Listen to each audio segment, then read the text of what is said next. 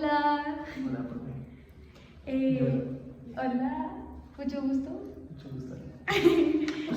La pregunta que nos convoca en esta conversación es si la literatura debería definirse principalmente por sus características intrínsecas, como propone el formalismo ruso, como dice Eagleton, o si es su estatus como literatura una función de los juicios de valor o del contexto ideológico de los lectores y la sociedad.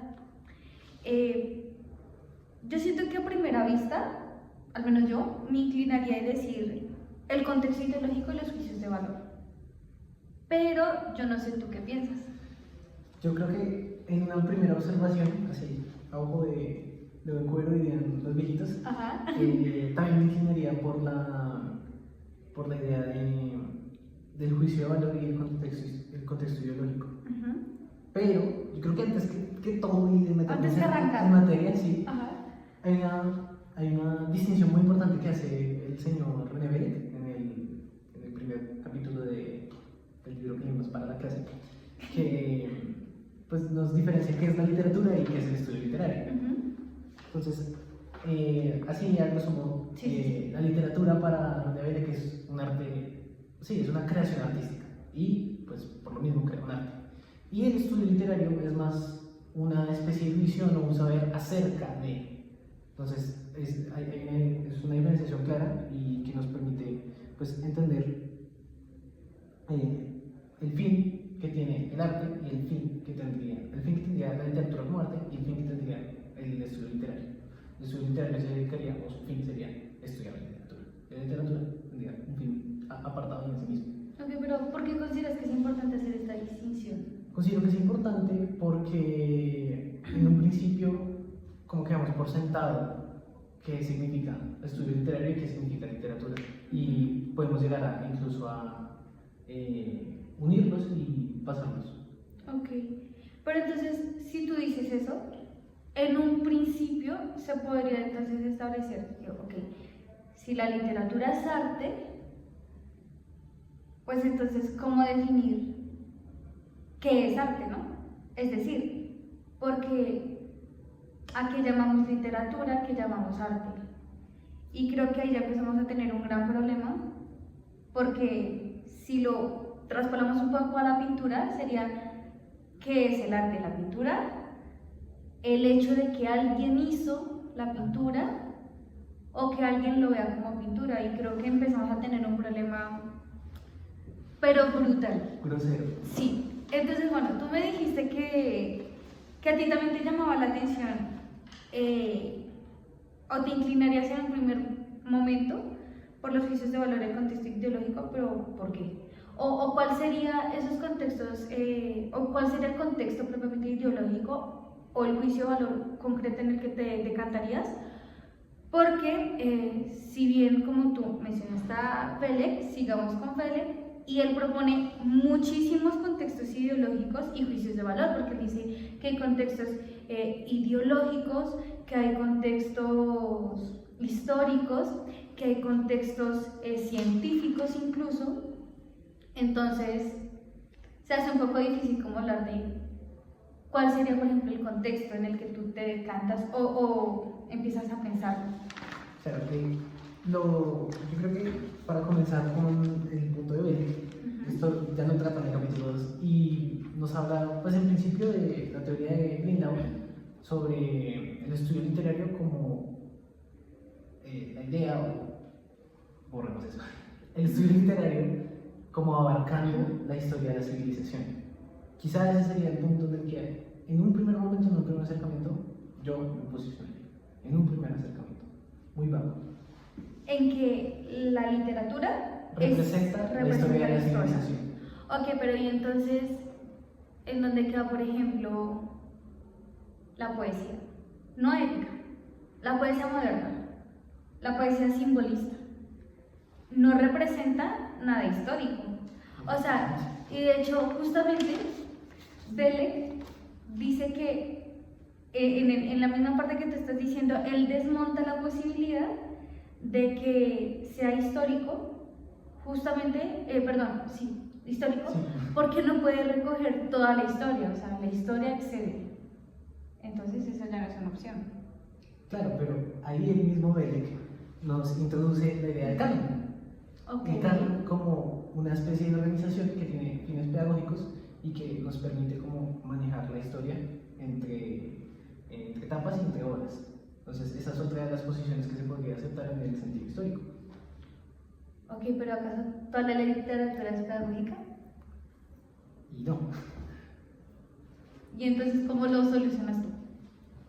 Pues el problema es que ni él ni yo lo solucionamos. Ajá. Precisamente Pérez nos habla de que canon imposibilita entender la tradición y la secuencialidad, o bueno, la sucesión que hay en esta arte que es la literatura. El canon nos imposibilita ver esa continuidad y esa sucesión de hechos que, pues sí, que es la historia. Entonces el canon tampoco nos serviría. Por eso lo propone como con fines pedagógicos, para la enseñanza, más no como para entenderlo. Pero no es el punto al que queremos llegar. No, claramente no. Ok, entonces ya descartamos la concepción histórica. La concepción histórica, que es una ideología, no sirve. El canon tampoco sirve. Y de hecho es particular porque si lo piensas, el canon, uno dice, ok, hay un canon. Uno dice, ¿quién hizo el canon? ¿Y bajo qué criterios? Entonces...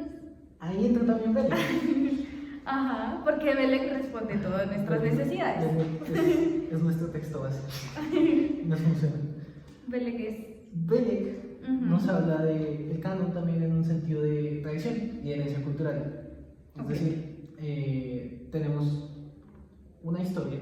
Sí. Quitémoslo, o sea, bueno, ya lo hemos desmontado, pero... Historia ya no hay, para tradición. Pero hay una tradición que es una herencia cultural en la que se instalan diferentes perspectivas. Y que cada uno crea su propio canon. Ok. Y ahí tenemos un problema, ¿no? Porque justamente Beck señalaba que hay un gran problema, y es que como hay diferentes ramas, que justamente él establecía que era la científica, la literaria y la corriente, entonces ahí tenemos un problema, y es quién entonces tendría la razón, porque claramente, por ejemplo, si los científicos tienen un método que es discursivo, no sé si estaría mal decir exegético, metódico, taxonómico, entonces quizás no cualquier obra que es literaria la consideraría literaria, y que puede que nosotros o las otras facciones que él menciona diga que sí. Igual tenemos la literatura, por ejemplo, en sentido de representación. Ok, y si... que se ajusta más al fin de la literatura. Que se ajusta un poco más al fin. Representar que... Pero ¿y qué tal que haya una literatura que no sea tan representativa? O, por ejemplo, que represente y no la tengamos como literatura. Precisamente. Por eso se nos cae la tradición. No podemos llegar a un consenso, y al final el perspectivismo lo que nos lleva es a este problema de no saber qué es literatura. ¿Cuál es la verdadera literatura? Sí, incluso en ese mismo problema de la tradición y la herencia cultural se instala el problema del lenguaje, el problema de los formalistas. Pero, bueno, yo siento que los formalistas tienen un punto, pero chueco. ¿Por qué? Porque los formalistas, como lo señala Eagleton, dice que la literatura es una forma de escribir que violenta la organización del lenguaje ordinario. Y, por otro lado, que después lo desarrollaremos, dice también que el contenido es la motivación de la forma. Ahora, detengámonos en el primer punto. Y es que dice que la literatura violenta la organización del lenguaje ordinario. Pero, y yo digo, no. ¿Qué es el lenguaje ordinario? Claro, pero yo siento que ellos establecen como una categoría quizás como muy clasificada, de que una literatura, por ejemplo, sería corriente, como la que utilizamos al hablar, la que se utiliza de manera habitual, y ese sería el lenguaje ordinario, Sí. ¿sí?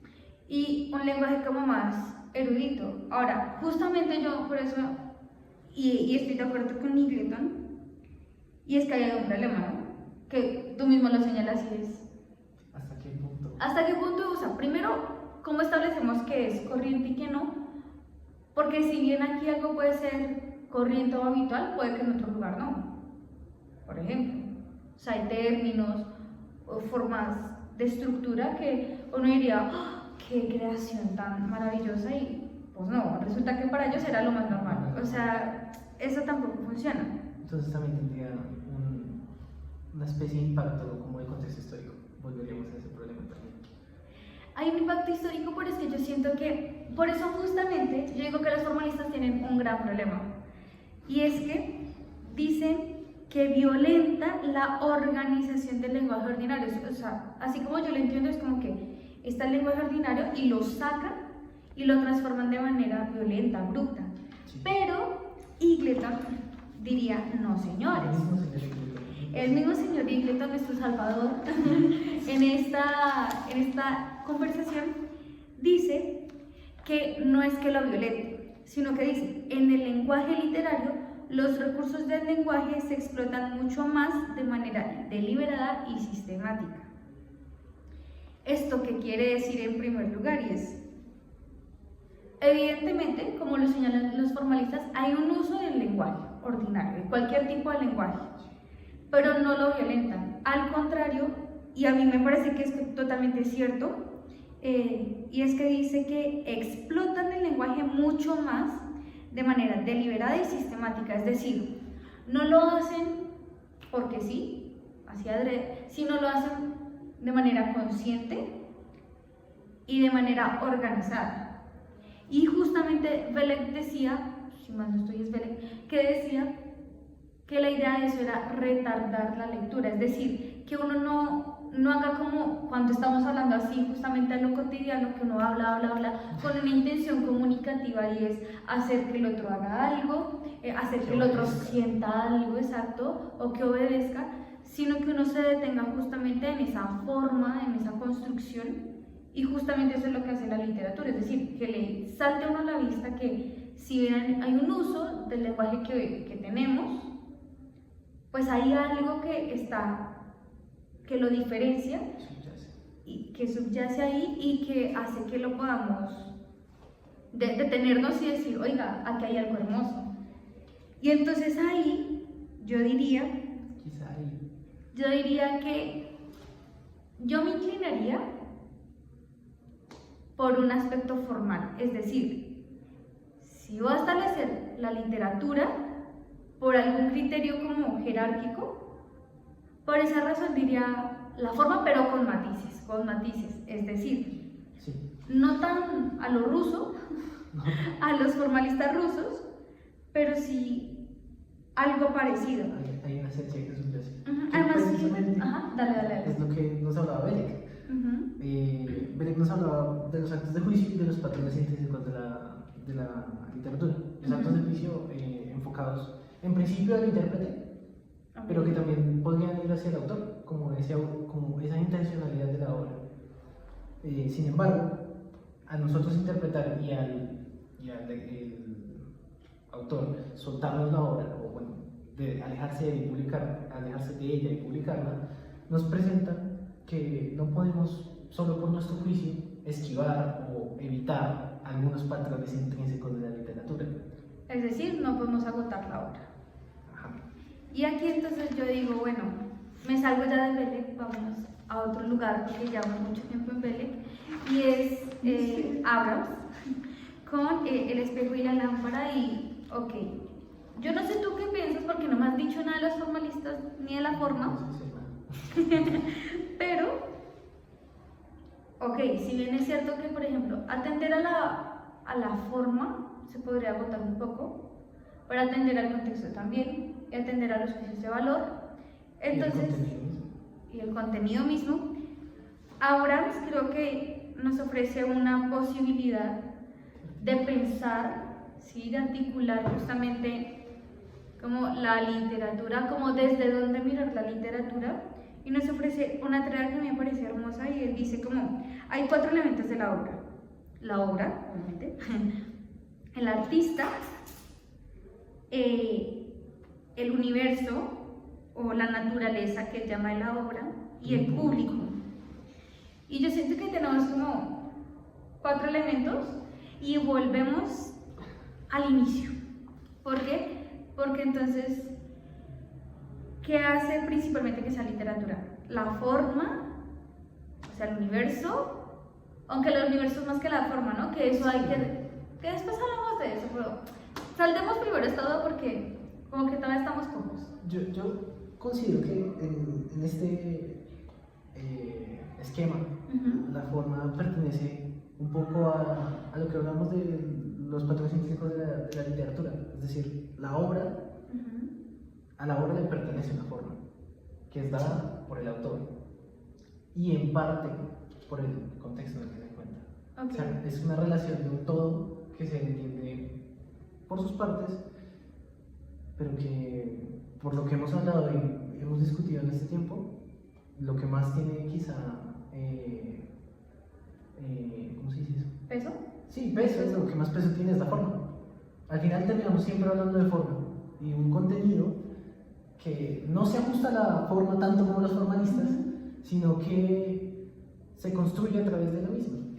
Ok, pero yo siento que tú estás perdiendo de vista un aspecto súper importante. Sí. Y es que volvamos a Belle, nuestro amado Belle que nos ha saltado del mundo, ¿sí? Y es que Belle dice que la literatura es una relación de forma y contenido. Entonces, ¿tú qué piensas? ¿Qué va primero, contenido o forma? Según lo que yo pienso, y aquí sí, dándole quizá muerte y asesinato a la primera cosa que dije, yo creo que primero está la forma. ¿Primero está la forma? ¿Por qué? Porque creo que tú no construyes un texto o una obra literaria sin tener quizá una base o una forma en la cual te ayuda, sí, te ayudas y construyes el contenido a través de una forma. Y es que yo justamente ahí estoy de acuerdo, porque, pero no, ahí sí estoy de acuerdo, muy de acuerdo, y es porque, o sea, si lo piensas, o sea, vayamos un poquito a la literatura, y es, por ejemplo, si pensemos, por ejemplo, en Crimen y Castigo. Perfecto. Vayamos a Crimen y Castigo. Señor Raskolnikov. El señor Raskolnikov, con su histeria, locura, yo no sé, señor, que tenía, pobre señor. Pero pensemos en... Podemos hablar de eso. Neurosis. Raskolnikov. O sea, si yo pienso Crimen y Castigo y pienso el relato como, ok, un señor que por estar tanto tiempo solo empezó a pensar cosas, bueno, no porque estaba solo, tenía problemas de dinero, tenía problemas de que no podía estudiar, no tenía, pues, todos los sueños están al piso, la mujer con la que se quería casar se había muerto, bueno, en fin, todo mal, o sea, todo mal. Dice, bueno, necesito plata, voy a robar a una señora, la mata pues porque se atravesó, y después conoce a una prostituta, la que se hace amiga, un borracho, que también se hace, bueno, o sea, es que todo mal, y uno lo piensa y uno dice, bueno, pues eso también yo lo veo en las noticias. Un chismo en las noticias, o sea, hay noticias así. Y entonces yo digo, o sea, ¿qué realmente hace que cuando uno lea a Raskolnikov, en Crimen y Castigo, uno, o al menos a mí, se me muevan las vísceras y que sienta como una cantidad de emociones, de como pulsiones? La forma. Claro, o sea, yo digo, no existe Crimen y Castigo sin la forma en que está hecha. O por ejemplo, piensa en El extranjero. O sea, claro, El extranjero, Mersol, a pesar de querer ser, sí, un tipo, bueno, sin forma indirecto, esa es su forma. siendo una forma. Exacto, porque es como su estilo propio. De la forma, no se puede. Exacto, y por eso ahí estamos llegando a esa discusión, y es que, claro, nosotros decimos, lo primero es la forma, pero aquí nos separamos un poco de, diría yo, la trampita de la pregunta, y es que dice, definir principalmente la literatura por sus características lingüísticas intrínsecas, como lo propone el formalismo ruso. Decimos no. no completamente. No como los rusos. No como los rusos. No. Pero un poco. Un poco, o sea.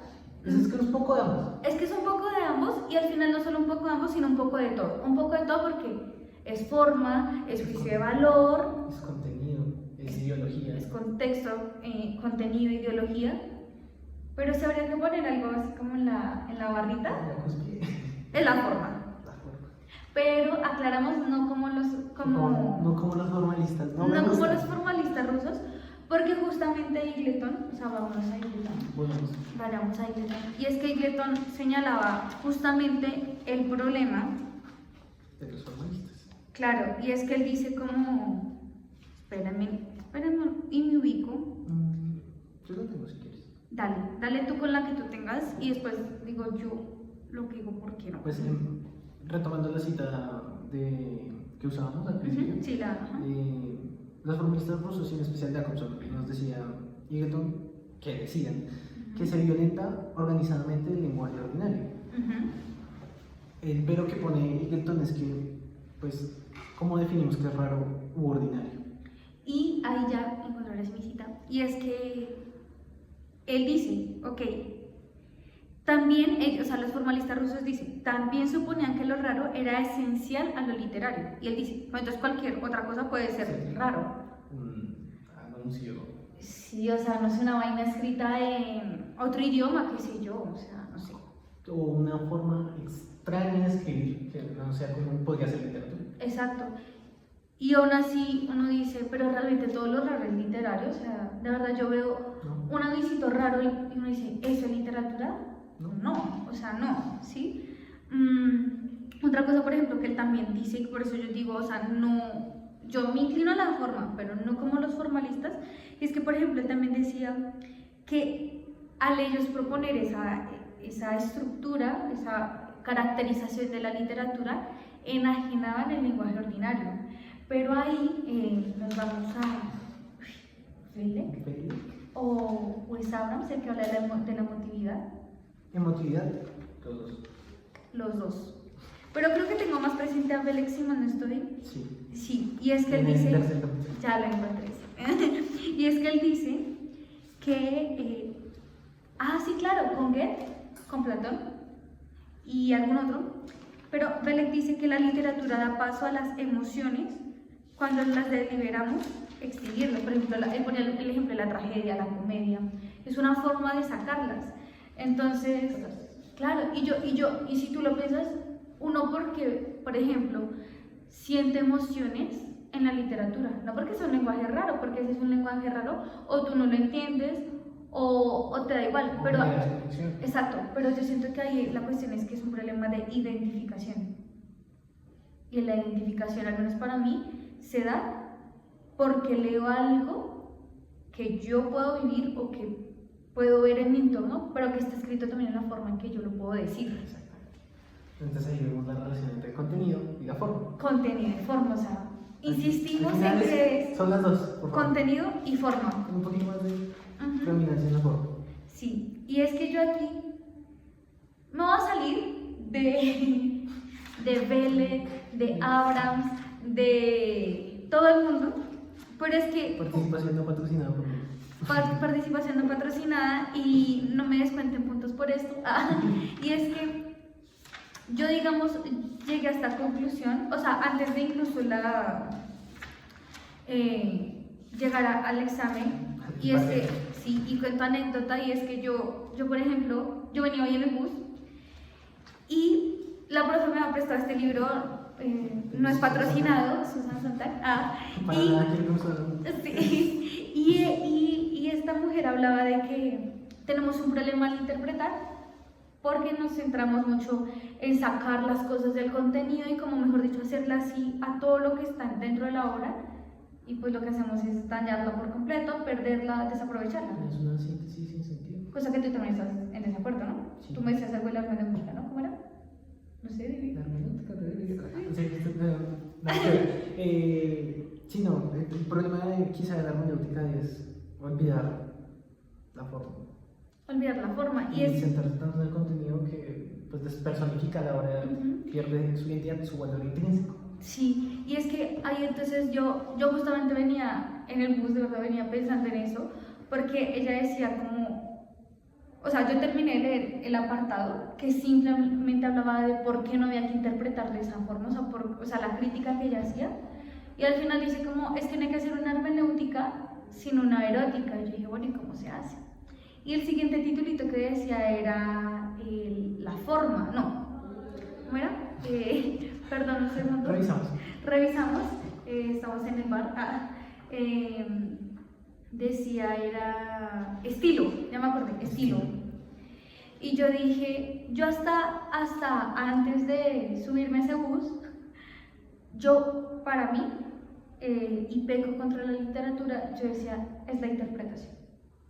O sea, no que la literatura se establezca por la interpretación, pero el contenido es lo que hace la obra y que es lo que pues pensaba yo así como, ok, para mí la literatura es literatura por el contenido, ¿sí? Porque según yo ahí estaba como todo lo que subyace en la obra y que justamente era por esa la razón en que uno puede interpretar.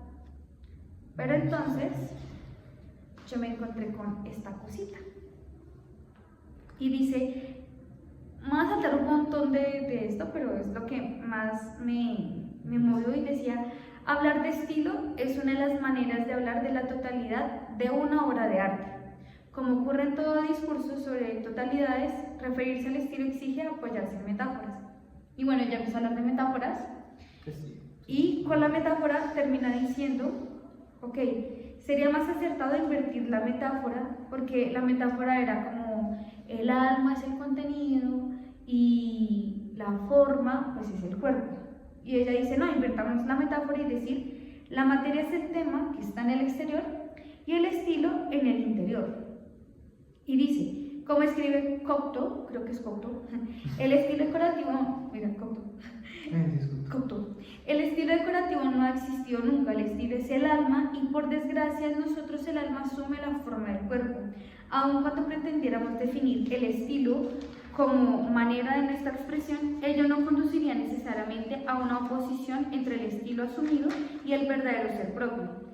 En realidad, semejante disyunción es extremadamente rara. En casi todos los casos, nuestra manera de expresarnos es nuestra manera de ser. La máscara es el rostro. Y yo justo pensé en Abrams y en Crimen y Castigo. O sea, por eso traje ahorita el ejemplo de Crimen y Castigo. O sea, el ejemplo que justamente ahorita, yo justamente pensaba en eso y yo decía, bueno, ¿por qué una obra de arte, una literatura, en este caso literatura, no? Yo decía, hace que de verdad sea literatura. Y yo decía, sí, es verdad, es la forma en que se construye. Porque también al final tú puedes tener un contenido y poner a cualquier otro autor a hacer. Y sería, sí, una obra de arte, pero tendría una forma distinta, un estilo propio. Exacto. Es de pronto lo que habla Susan Sontag. Y quizás es lo que más me convence hasta ahora. O sea, es una mezcla entre forma, bueno, en estilo, y contenido, pero claro, la predominancia le tiene el estilo, porque si cambias a la persona, porque pues el estilo es parte de la forma de ser, cambia el contenido, cómo se nos presenta el contenido. Exacto, y ahí era Simone Suisi, ¿no? Es donde, claro, ahí es donde, por ejemplo, Abrams hablaba justamente de eso, porque algo se va a Abrams, y Abrams decía que él veía, bueno, no sé, tú ahorita dices porque creo que estamos pensando dos cosas distintas, pero lo que yo veía es que Abrams dice que la obra es una imitación. Sí. Él lo dice claro, es una imitación, pero a ver si es en el segundo capítulo. En el segundo capítulo, sí, el segundo capítulo, él enfatiza y dice que la obra imita, pero la forma en que imita es, bueno, lo va a tomar, o sea, para poderlo explicar mejor, él habla del concepto del espejo. ¿Sí? La obra como concepto del espejo y dice, se hace girar en torno para reflejar aspectos de la mente del artista. Y esa es la forma en que el artista se expresa o se comunica. Entonces ahí uno dice, ok, entonces la literatura, si bien imita, imita de alguna manera, sí, refleja aquello que tiene el artista en la mente. Sí, desde la... Exacto, y cómo lo refleja o lo expresa, pues con su forma y su estilo. Y yo dije, ¿Hasta qué punto? ¿hasta qué punto? ¿Y entonces tú qué tenías de Abrams? No, sí, estaba pensando lo mismo, sino que... ¿Sí lo tenías? Claro, esa es la teoría de... Carajo. ¿Qué pasó? Sí, ese ideal trascendental del espejo. Es la Sí, idea, sí, sí. la idea del espejo en el ideal trascendental que representa pues lo que tiene, sí, la imitación que hace el artista de lo que tiene enfrente. Exacto. Imitación de la naturaleza. Yo por eso, ahora la verdad que lo pienso, o sea, leo la pregunta, la veo, y digo, para mí la pregunta tiene una trampita. Y es que, o sea, si nos vamos a los autores que hemos leído, establecer cuál va primero realmente es un problema. No es fácil. Porque entonces ahí toca irnos al tema de los juicios de valor y contextos teóricos y decir como depende de a quién le preguntes. Depende de en qué contexto te muevas. Claro, porque por ejemplo, para Igleton al final él resuelve como lo que la gente diga. Literatura es lo que esté altamente valorado. Y ya está. Altamente valorado, exacto, y uno dice, pero grave, ¿no? O sea, porque hay cosas que yo definitivamente digo, son en literatura, y hay un grupo, por ejemplo, que incluso en el que nosotros habitamos, que podemos decir, no, eso no es literatura. Entonces uno dice, no, o sea, contexto ideológico está grave. No nos funciona. No nos funciona. Y pues el juicio de valor que va. Que está ligado. Entonces uno dice, bueno, entonces es la forma, pero es que, o sea, el acento que hace la pregunta es formalismo ruso. Y no es como... Y no, o sea, nosotros como de que lo pensamos decimos, es que desde ningún punto de vista... No solo es el uso especial de... No, y es que justamente, y yo siento que Igleton tiene toda la razón, y es que, perdón la forma en que lo hace, pero se tira la literatura por pensar que tiene que ser rara. O sea, y de hecho pienso, o sea, yo digo como listo, si son rusos pensemos en textos rusos, pero por ejemplo, no sé, Ana Karenina, Gogol, Tolstoy no tienen un lenguaje extraño. Extraño para nosotros quizás algunos términos como propios de ellos, como el mujik, que cuando yo le hice, dije, ¿eso qué es? Y yo, pero atiendes a nuestro contexto. Atiende a nuestro contexto, exacto. Y yo decía, pues, o sea, tampoco los formalistas rusos tienen la razón. Entonces, es parte del estilo. Es parte del estilo, exacto. Que nos lleva a la Sontag. idea de Sontag. Sí, o sea, tenemos que incumplir alguna parte de la norma de... De la pregunta, no le respondo a cabalidad. Realmente Sí, no le estamos respondiendo a cabalidad. No le estamos respondiendo a cabalidad, pero estamos, digámoslo así, como asentando una perspectiva no tan propia.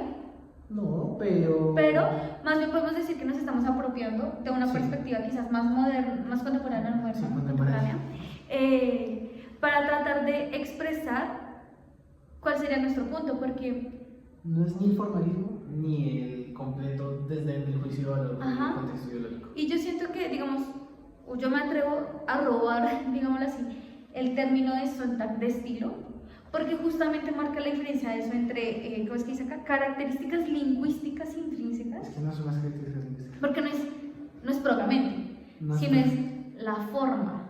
Entonces compartimos con los formalistas, justamente como su nombre indica, la forma, que tiene una estructura intrínseca, si bien es intrínseca, sí, tiene unas características lingüísticas propias, pero no en el sentido en que ellos lo hacían, interpretaban, qué sé yo, de forma sintáctica, pragmática no es forma sintáctica y forma semántica de redactar, sino nosotros, tomando el término de Sontag, decimos el estilo, que es otra cosa, que parece muy diferente. Claro, porque escapa al... No, mentiras, no escapa al juicio de valor. No.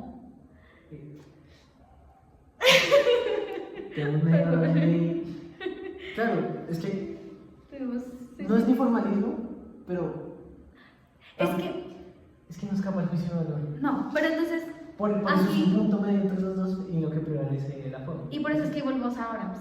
Y es que nosotros aquí, como chismecito para la profe, es que antes de preparar esto, Cuando ya estábamos resolviendo nuestro punto, Cuando lo tratamos de hacer. cuando lo tratamos de resolver, cuando lo tratamos de resolver, nosotros mirábamos el mapita de Abrams y decíamos, Es que es todo. es que es todo, sí, porque, bueno, ya establecimos la respuesta a la pregunta y es la forma. Un poquito más.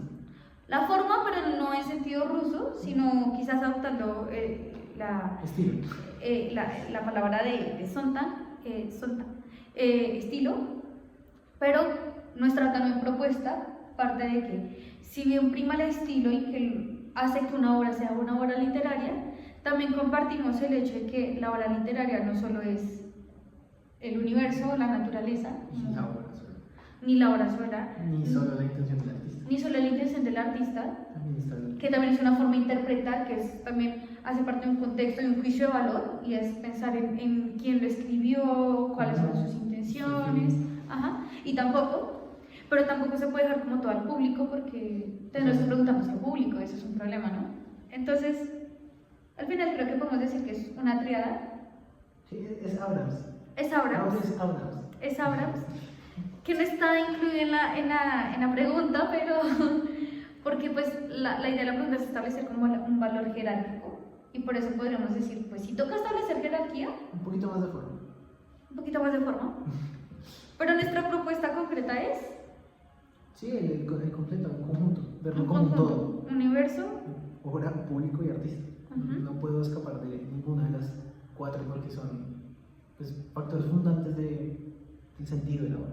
del sentido de la obra, lo que podemos estimar como Ajá. literatura. Y el valor que, exacto, el valor que le Ujú. ponemos después. Claro, porque es que si hay por ejemplo, volvamos a Eagleton, si hay algo de historia, si hay algo de juicio de valor, Y hay algo de característica intrínseca. y hay algo de formalismo. Y está el arte. Ujú. Entonces, pues bueno, esa es nuestra respuesta, profe, un poco quizás arriesgada. No No, raje, profe.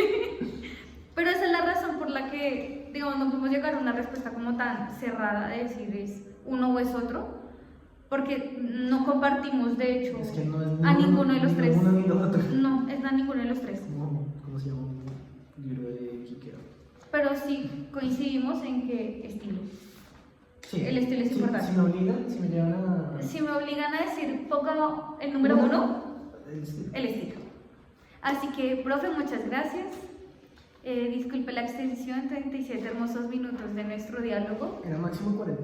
Era máximo 40, así Así que estamos dentro del tiempo. estamos dentro del tiempo, casi dentro de la norma. Sí, dentro de la norma. Sí, ya vamos a poner eso. La norma es no pasarse de la norma. Ajá, así que, querido. Gracias, profe.